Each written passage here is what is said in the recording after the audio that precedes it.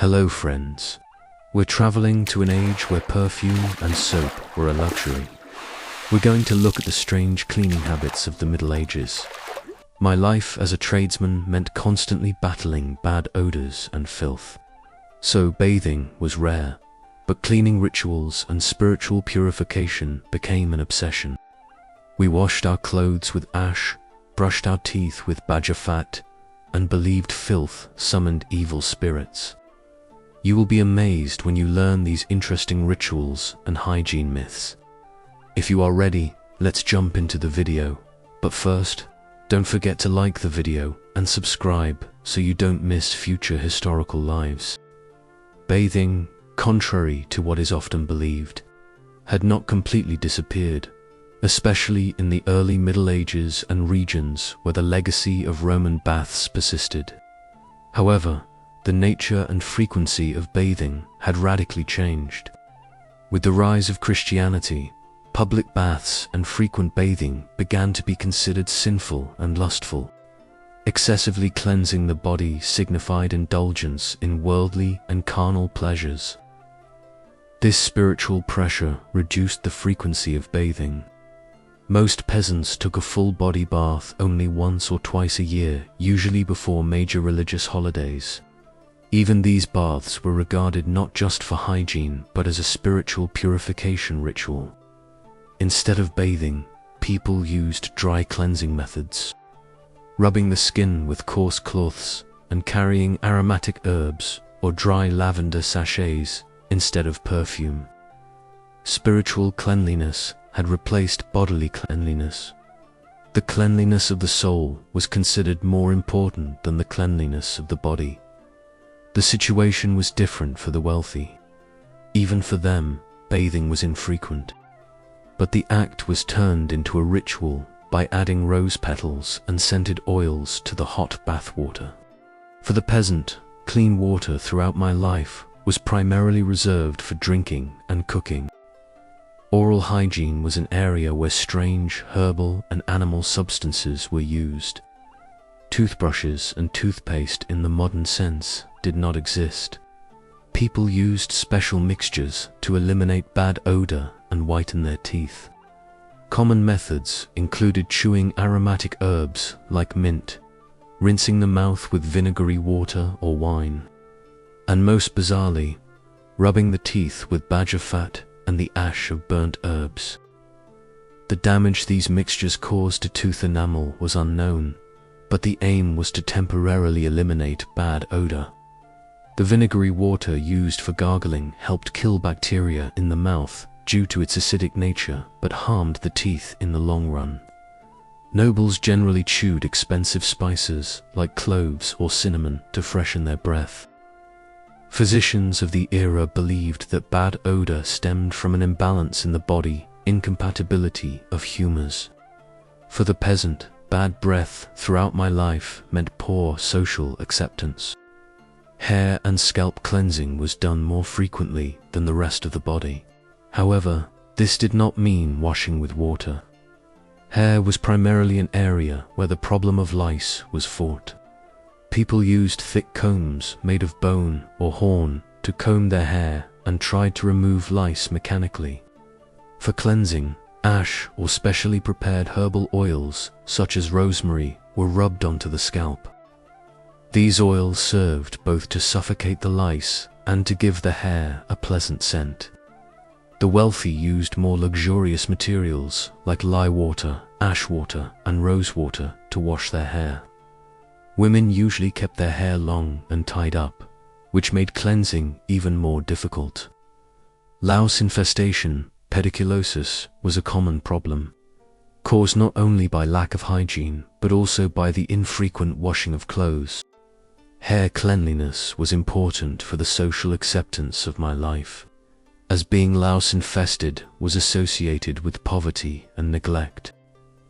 Body odor was a situation to be avoided, but a completely different method was used instead of modern perfumes, aromatic herbs, and fumigation. People carried small sachets, pomandas made of dried herbs such as lavender, rosemary, mint, or chamomile inside or next to their clothes to mask bad odor. These sachets helped absorb bad odor and improve the surrounding air. In wealthy homes, resins of fragrant woods or special incense were constantly burned indoors to eliminate bad odors. This fumigation ritual was also used to ward off bad humors or diseases, miasma theory, in the air. Sweat odor was seen as bad substances being expelled from the body. Therefore, fighting odor was considered not only aesthetic but also a medical precaution. Bad odor was perceived as a sign of illness and sin. These rituals played a vital role in every social interaction of my life. Instead of weekly bathing, there was more of a habit of regularly washing hands and face. Washing hands before meals was the most basic acceptance of etiquette and hygiene.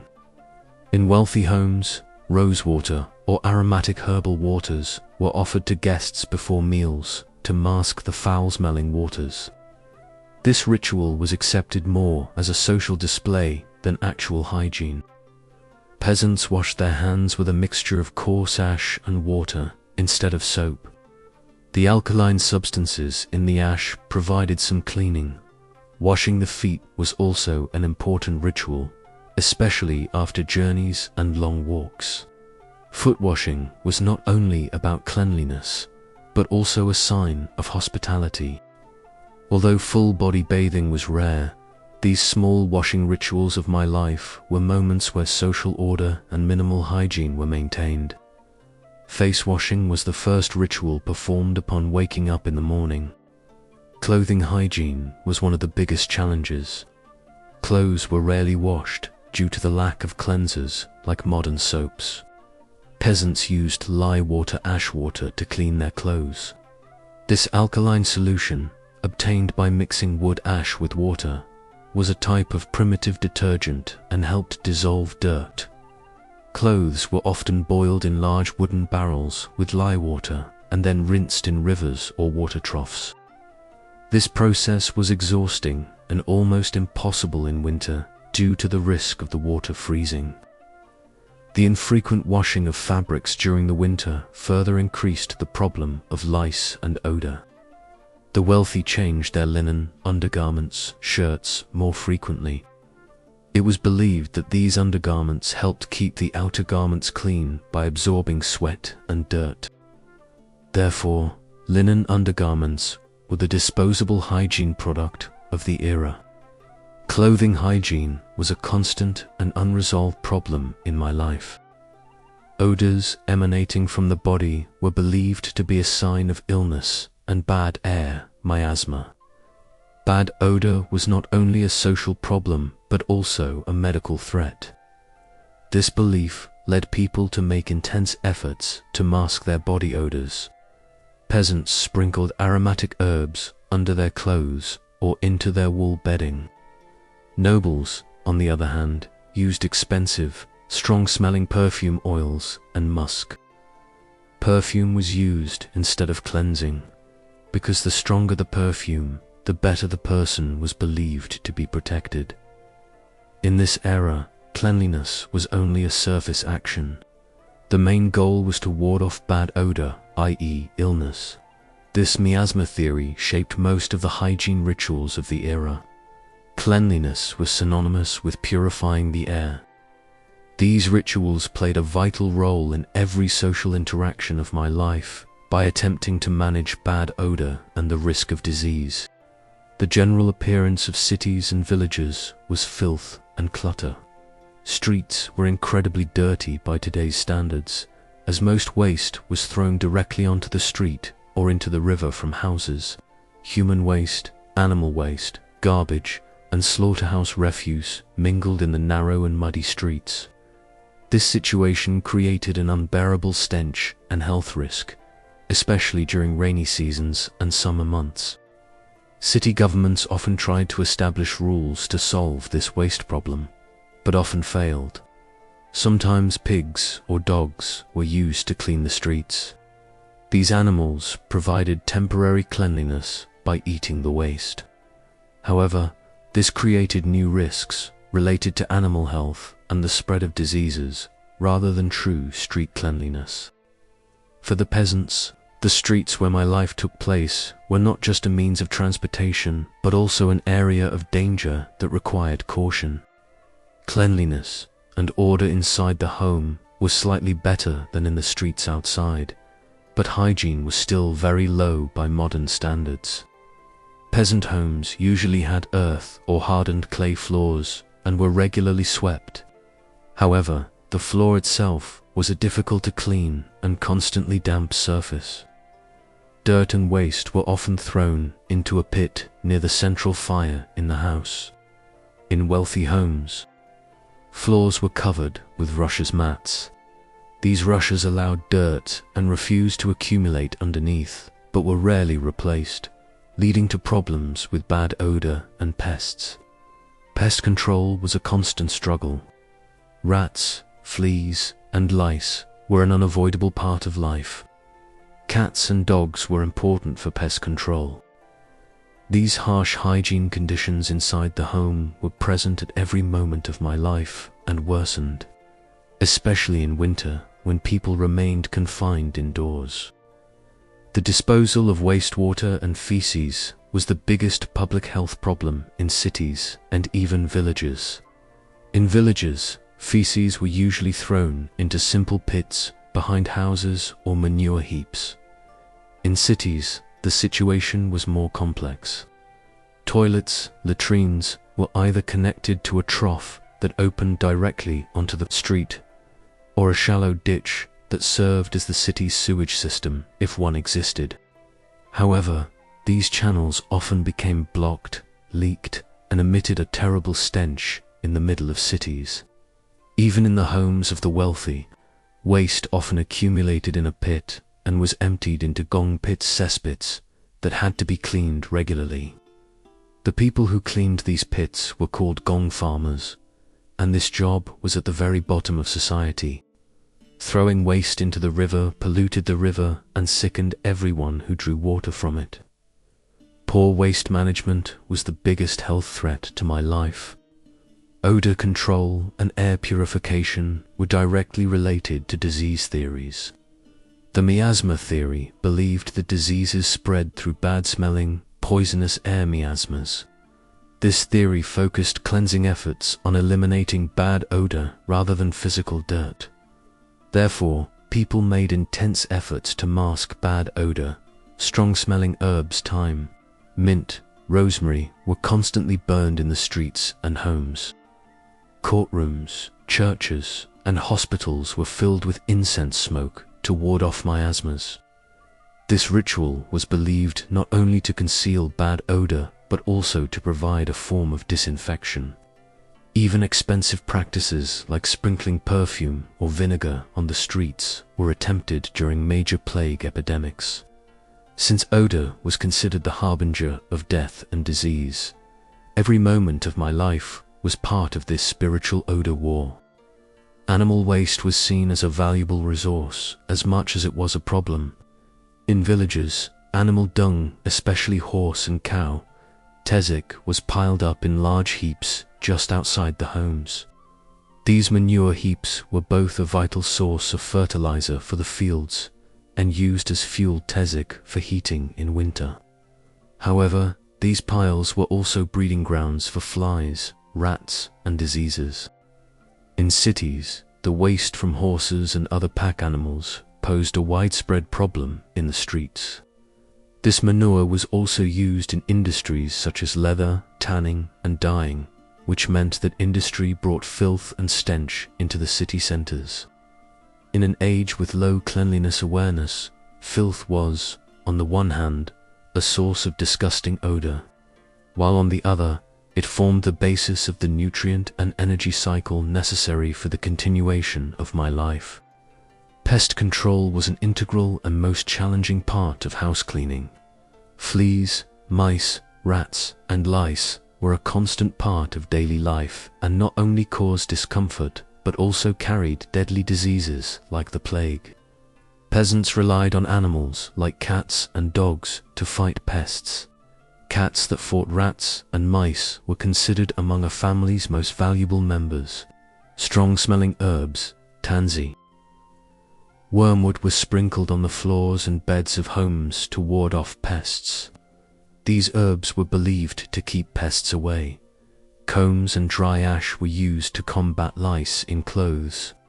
The rare washing of clothes in winter caused louse infestation to become a common problem. Pest control was a struggle that directly affected the quality of my life, as a pest infestation meant sleepless nights and a constant risk of illness. The perception of pollution and cleaning practices was closely linked to social status. Nobles and the wealthy performed their cleansing with rituals that reflected their status, while peasants relied on mandatory and practical methods. Nobles used rosewater and incense in their homes, while peasants used lye water and herbs. However, neither nobles nor peasants understood the true cause of dirt and disease germs. Cleanliness was essentially limited to visible dirt and odor. The linen undergarments frequently used by the wealthy were a symbol of status and hygiene, as they absorbed sweat and kept the outer garments clean. The coarse wool garments of the peasants, however, retained sweat and quickly smelled. This class division was also evident in cleaning and hygiene practices. The filth of the wealthy was masked with perfume, while the filth of the peasants was clearly noticeable in society. This distinction was a social barrier felt at every moment of my life. Cleansing in medicine often meant balancing the humors for fundamental fluids: blood, phlegm, yellow bile, and black bile. Illnesses stemmed from the imbalance or contamination of these fluids. Therefore, purification and treatment rituals focused on expelling these fluids from the body. The most common purification ritual was bloodletting. Veins were cut or leeches were used to expel the contaminated humors from patients. Bloodletting was seen as the most effective way to purify the body and restore balance. This practice was not only hygiene, but also a medical cleansing ritual. Another purification ritual was hot baths and herbal vapors that encouraged sweating. These methods aimed to expel bad fluids from the body through sweat. These medical rituals deeply affected the perception of health and illness in my life. Urine was surprisingly an important cleansing and chemical agent. The ammonia contained in urine was used to clean and whiten fabrics. Fabrics like wool and linen were soaked in urine and then cleansed. This was particularly common in home laundry rituals. Urine was also used in leather tanning and dyeing processes. Large amounts of urine were collected in these industries. This habit caused the smell of urine to spread in cities. More strangely, there were myths, though debatable, that some people used urine to brush their teeth or wash their faces, believing in its cleansing properties, especially in the mornings. This widespread use of urine shows how different the hygiene understanding of the era was. This chemical cleansing agent had gained a mandatory place in the daily hygiene of my life. The church and religious beliefs greatly influenced cleaning rituals. Spiritual cleanliness, rather than physical cleanliness, was prioritized. Holy water, incense, and candles were the most important tools for purifying a person's body and home from demonic influences. Peasants would take holy herbs or resins from the church to fumigate their homes during times of illness or misfortune. This fumigation helped both to ward off bad odors and to provide spiritual purification. These rituals were not only a spiritual necessity, but also a practical act aimed at masking bad odors in the air, and therefore preventing diseases. Religious baths or purification rituals performed before Easter and other major holidays were important for spiritually renewing the community. This belief system was the strongest cultural factor determining the cleansing practices of my life.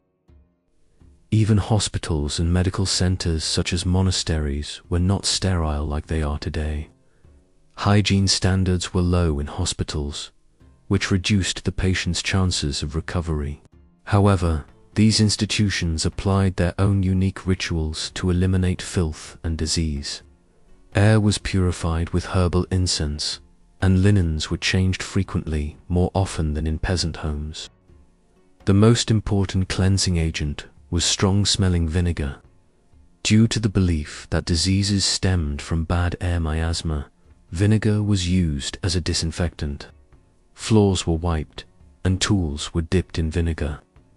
This vinegar ritual peaked during plague epidemics, where people placed vinegar-soaked herbs in the masks of plague doctors. In this challenging medical environment, the survival of my life from an illness depended not only on medical intervention, but also on purification rituals involving vinegar and incense. Food and kitchen hygiene was a great risk. Food was often served in wooden bowls that were not washed, providing a breeding ground for bacteria. Although metal items like knives and spoons were more hygienic, they were expensive and rare.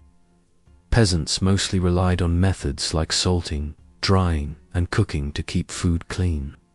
Fresh foods were precious, especially in winter, and were consumed quickly. The cooking process, by boiling water, making beer or soup, was the most important way to prevent waterborne diseases. Meals were usually cooked in a single large pot, and everyone ate from the same pot, which increased the risk of infectious diseases. The low awareness of food hygiene constantly increased the risk of food poisoning in my life. Animal waste was seen as a valuable resource as much as it was a problem. In villages, animal dung, especially horse and cow, tezek, was piled up in large heaps just outside the homes. These manure heaps were both a vital source of fertilizer for the fields and used as fuel tezek for heating in winter. However, these piles were also breeding grounds for flies, rats, and diseases. In cities, the waste from horses and other pack animals posed a widespread problem in the streets. This manure was also used in industries such as leather, tanning, and dyeing, which meant that industry brought filth and stench into the city centers. In an age with low cleanliness awareness, filth was, on the one hand, a source of disgusting odor, while on the other, it formed the basis of the nutrient and energy cycle necessary for the continuation of my life. Pest control was an integral and most challenging part of house cleaning. Fleas, mice, rats, and lice were a constant part of daily life and not only caused discomfort, but also carried deadly diseases like the plague. Peasants relied on animals like cats and dogs to fight pests. Cats that fought rats and mice were considered among a family's most valuable members. Strong-smelling herbs, tansy, wormwood were sprinkled on the floors and beds of homes to ward off pests. These herbs were believed to keep pests away. Combs and dry ash were used to combat lice in clothes. The rare washing of clothes in winter caused louse infestation to become a common problem. Pest control was a struggle that directly affected the quality of my life, as a pest infestation meant sleepless nights and a constant risk of illness. All these strange rituals show that cleanliness in the Middle Ages was not just a physical, but also a spiritual struggle. In this period where bathing was considered a sign, my life was spent with lye water instead of soap and incense instead of perfume. As we laugh at these strange hygiene myths once more, we will understand the value of modern amenities. If you enjoyed this historical and stinky journey, don't forget to subscribe so you don't miss the future stories of my life. Perhaps the more luxurious hygiene habits of the Renaissance.